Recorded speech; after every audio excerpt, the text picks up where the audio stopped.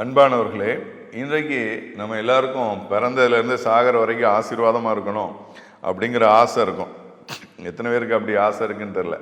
பிறந்ததுலேருந்து சாகிற வரைக்கும் நம்ம ஆசீர்வாதமாக இருக்கணும் நம்முடைய வாழ்க்கை முழுசும் அப்படின்னு சொல்லி. ஆனால் பைபிள் சொல்லுது எல்லாத்துக்கும் ஒரு காலம். சிலர் பாருங்கள், பிறக்கும்போது ரொம்ப பணக்காரங்களாக பிறப்பாங்க, ஆனால் எதிர்காலத்தில் ஒரு கட்டத்தில் ரொம்ப கஷ்டப்பட்டுருவாங்க. சிலர் வாழ்க்கையை ஆரம்பிக்கும் போது ரொம்ப ஏழ்மையான, ரொம்ப தரித்திரமான நிலைமையில் ஆரம்பிப்பாங்க. நிறைய ஊழியக்காரர்களுடைய சாட்சியை நான் கேட்டிருக்கிறேன்.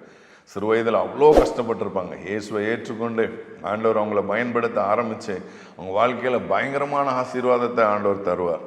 அதே மாதிரி சிறு வயதில் பயங்கர பணக்காரராக இருந்து ஆண்டவருக்காக தன்னுடைய நாட்டை விட்டு, தன்னுடைய சொந்த கிராமத்தை விட்டு மிஷினரிகளாக அவங்க வெளியூருக்கு போய் மிகவும் கஷ்டப்பட்டு ஏழ்மையான நிலைமையில் இருக்கிறதையும் நம்ம பார்த்துருக்கிறோம். ஆனால் பைபிள் சொல்லுது, நீ வருகையில் ஆசீர்வதிக்கப்பட்டிருப்பாய், போகையிலும் ஆசீர்வதிக்கப்பட்டிருப்பாய். அதே அதிகாரம் தான் சொல்லுது, வருகையிலும் சபிக்கப்பட்டிருப்ப, போகையிலும் சபிக்கப்பட்டிருப்பேன். அப்போ வருகையிலையும் ஆசீர்வதிக்கப்படணும், போகையிலையும் ஆசீர்வதிக்கப்படணும் அப்படின்னா வேதம் சொல்லுகிறது, நீங்கள் ஆண்டவருடைய சத்தத்தை கவனமாக கேட்டு உண்மையாக அவருடைய சத்தத்துக்கு செவி கொடுக்கும்போது நம்ம வாழ்க்கை ஆசீர்வாதமாக இருக்கும்.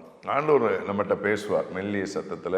பைபிள் முழுவதும் பேசி ஆண்டவர் வச்சிருக்கிறார். ரெட் லெட்டர் பைபிள் எடுத்தோன்னா கத்தர் பேசின வார்த்தைகள் எல்லாம் சிவப்பு எழுத்துக்களில் இருக்குது. அதெல்லாம் பார்த்து கத்தர் சொன்ன வார்த்தைக்கு அப்படியே கீழ்ப்படிஞ்சோம் அப்படின்னா நம்ம எல்லா சூழ்நிலையிலும் ஆசீர்வாதமாக இருப்போம்.